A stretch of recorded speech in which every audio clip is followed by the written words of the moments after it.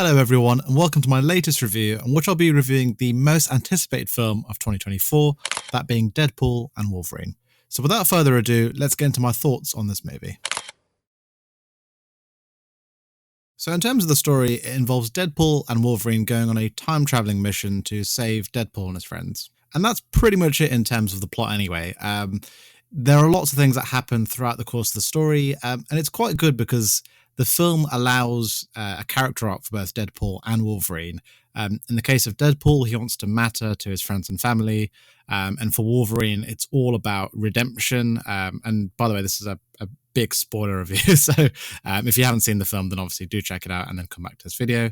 But in the case of Wolverine, he's looking for redemption after the X-Men have been killed, essentially, following a kind of a drunken escapade on Logan's part. I liked how there was a sense of a journey for both these characters, and the film could have easily could have made it just a fun buddy cop film, I suppose, because that's kind of the genre that they're kind of leaning towards in this film. But I liked how, like I said, that they give both Deadpool and Wolverine motives and a sense of emotion. Of course, you've got all the jokes and the laughter, which I'll come to shortly, but it's nice to have something where you can latch onto these characters amongst kind of the spectacle, as it were. In terms of the characters and acting, I'll start with Ryan Reynolds as Wade Wilson in Deadpool. Once again, he crushes it in this role. He was born to play this character.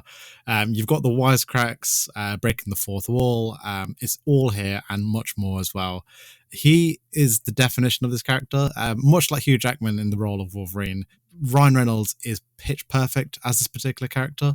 He knows how to capture every nuance and essence from kind of the wisecracks, the winks and the nods, especially towards like Marvel and Disney Studios, how he acknowledges, and this obviously it helps that obviously Ryan Reynolds wrote the film with other writers as well, but they're very much self-aware of the fact that, Marvel have been struggling these last few years. So it's good that they acknowledge it and do it in a really fun and kind of quirky way. And I think this film was needed at the perfect time for Marvel Studios because they have been struggling recently. Not that the films have been terrible per se. It's nice to have a film that kind of acknowledges some of the flaws of the kind of recent years, as it were, and puts the fun back in Marvel Studios like they did in those early phases. Of course, you've got the emotion and there's other things I mentioned earlier, but it's nice to have a movie that's kind of doesn't take itself too seriously. You still got those emotional elements, but it's a fun romp from start to finish. And certainly from Ryan Reynolds' perspective, he is, like I said, he is pretty much perfect for this character. Hugh Jackman returns as Logan and Wolverine, and like Ryan Reynolds, again, he was born to play this character. I would probably say, and obviously I've just seen this film yesterday, so I might still need a bit more time to process, but this probably might be the best portrayal of the character. I might have to watch it another time just to be sure, but I think it's definitely up there in terms of how Hugh Jackman has portrayed Wolverine. You've got the classic angry elements of Wolverine there, the berserker rage, it's all on display. But much like kind of Deadpool's character, there's an emotional undercurrent going throughout the film as well. Logan mentions, and obviously other characters mentioned to him as well, about kind of he was at fault for the X-Men being killed, essentially, by humans, and he carries that guilt throughout the film. And I like how, yes, you've got the kind of, Hugh Jackman in the classic yellow costume, which was awesome, by the way.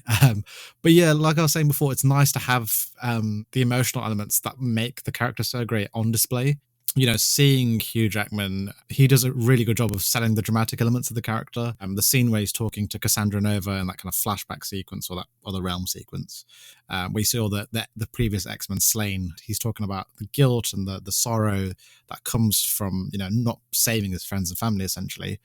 It's moments like that that really make the character, loved by people all around the world because of the fact that, yes, he's a superhero. Yes, he saves crime and whatnot. But at the end of the day, he's a flawed mutant, and that's what makes Wolverine such a great character. And the director, Sean Levy, and the writers and Hugh Jackman understand that perfectly. That yes, you've got the angry elements, you've got the things that everyone loves about Wolverine, but it's those emotional elements that really make us latch onto the character. And I like how the movie delved into that more so than I kind of expected. The rest of the cast are amazing. It ranges from, like I said, amazing to really good in terms of the performances. No, there's no one bad performance in this film. It's that kind of film where everyone kind of delivers.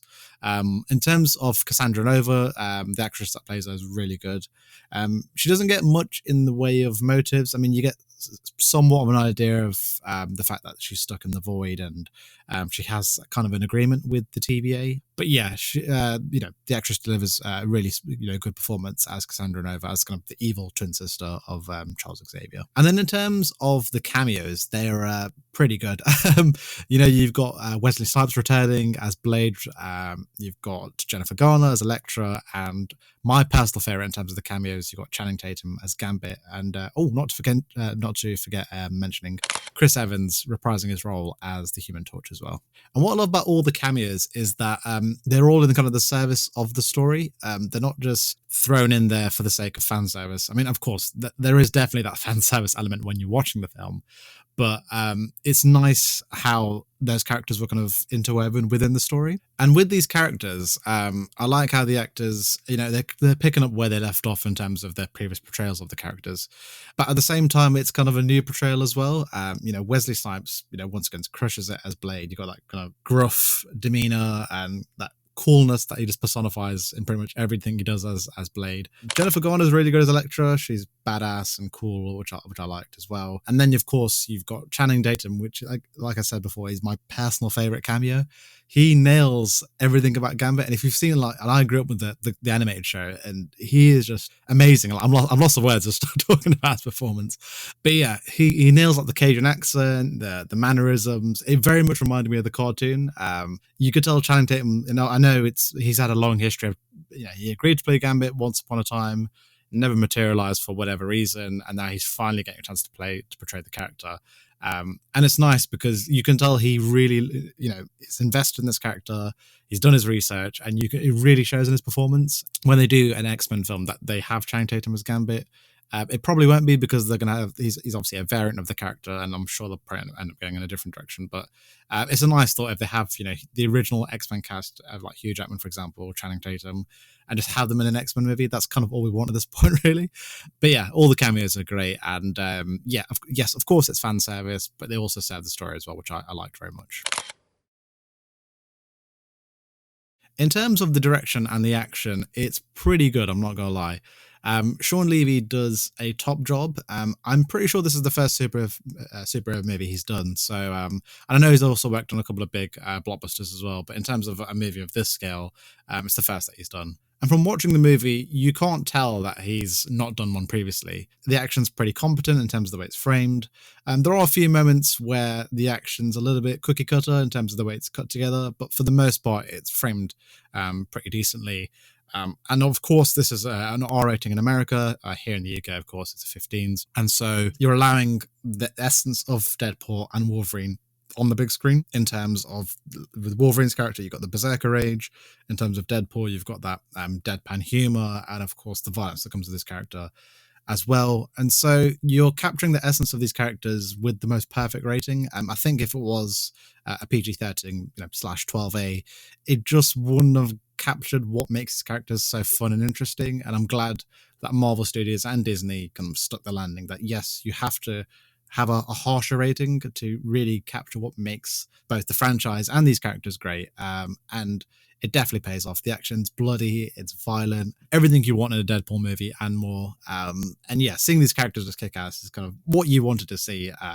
So yeah, in that respect, I can't complain at all. So in terms of my rating for the film, I'm going to give Deadpool and Wolverine a 8 out of 10. In terms of my problems with the film, it's a couple of pacing issues towards the second act, mainly when we see the cameos from Blade, Elektra, and Gambit. Not that the cameos themselves are a problem, but I think when the film slows down, you lose some of the sense of that momentum that was built up previously in terms of kind of the humor and the momentum, like I said, that was built up previously. Not that it's bad per se, but I think it does feel a little sluggish towards that kind of second part of the movie. But it definitely picks up in the third act when you see Deadpool and Wolverine fighting all those Deadpool variants, which I thought was pretty cool. But yeah, it's a film that I'll definitely be rewatching when it eventually lands on Disney Plus. And yeah, that's pretty much my thoughts on the movie. Had an absolute blast, and yeah, it's kind of everything you want in a Deadpool and Wolverine movie and more. So when I hand it over to you, I want to find out your thoughts on Deadpool and Wolverine. Did you like it? Did you not? I'd love to hear your thoughts down below. By the time this review goes up, it'll be kind of past opening weekend, so hopefully people have had a chance to see the movie. But yeah, let me know what you think about it. From what I've seen from critics so far, it's been pretty positive across the board, and obviously with fans as well. So I can't really see that changing in the next week or so. Thank you for watching, and as always, I'll see you in the next one.